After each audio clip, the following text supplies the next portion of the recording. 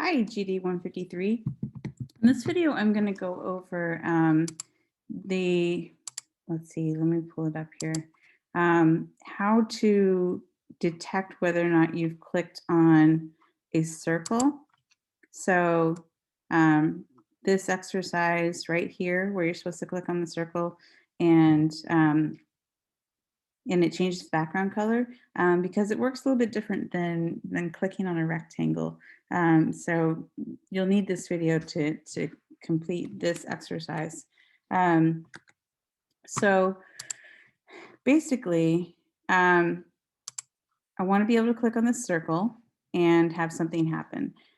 So one way you could do it, and this is maybe how some of you did do it, is do it kind of like how you did the detecting for a square or a rectangle, where you checked if the mouse has gone over one side and if it's not gone over the other side. So this might be some way you would do it. I've written it out, typed it out here. I've broken down the lines just so it doesn't look like one long, really long line of strung together and statements. But yeah, here I'm checking if the mouse X is greater than the circle X minus the width, because I wanted to go back here because remember circles draw from the middle out. Um, and then mouse X is less than this side. And so I'm checking for all these sides, and then it's just going to go to the console and say hit. And this would work. So let's test it. I click on it and I've opened the console here and I can see I'm getting 2, 3, 4, I'm getting all these hits. But the other problem with this is I'm checking for the boundaries of a square. So if I click out here in the corner, I'm getting a hit as well.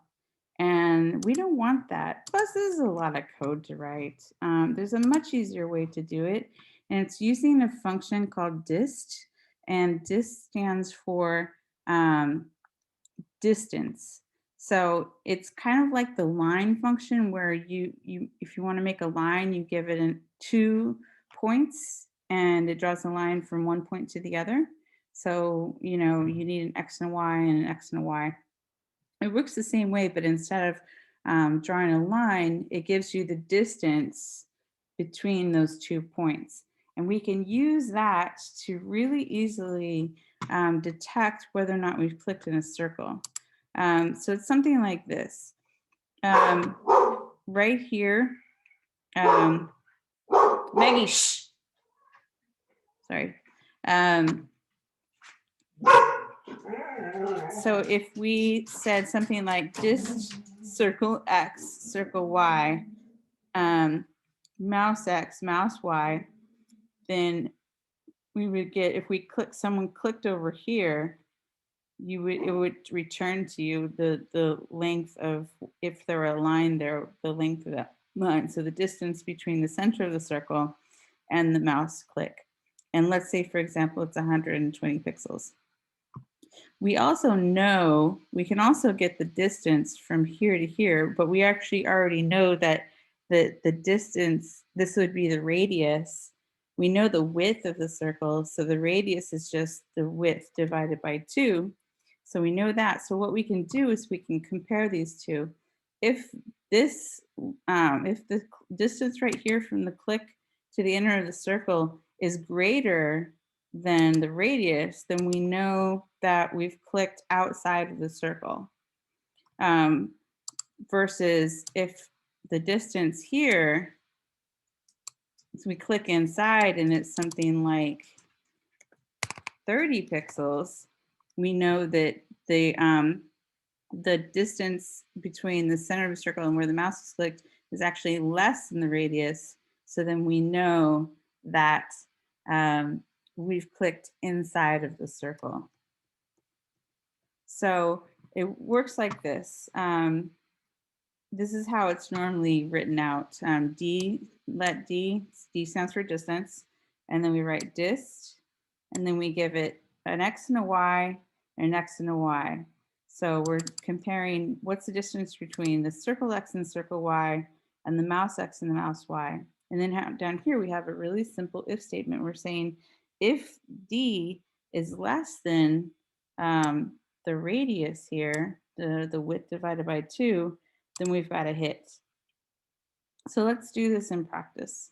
Um, so instead of all of this right here, I'm going to comment that out. And I'm going to do exactly what you saw up there. I'm going to say, let b equals distance circle x, circle y, mouse x, mouse y. Oh wait, no, that's just one line of code. I don't need curly brackets there. I need a semicolon. That's what I need. Okay, back on track. Okay, and then we're going to say if d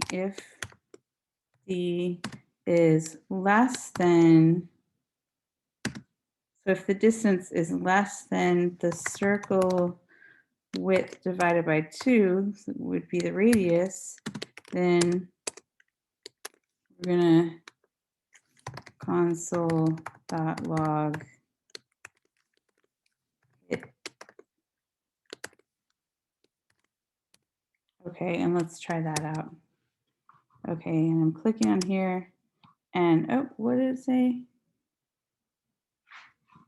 What did I do wrong here? Oh, mouse width instead of mouse X. There we go.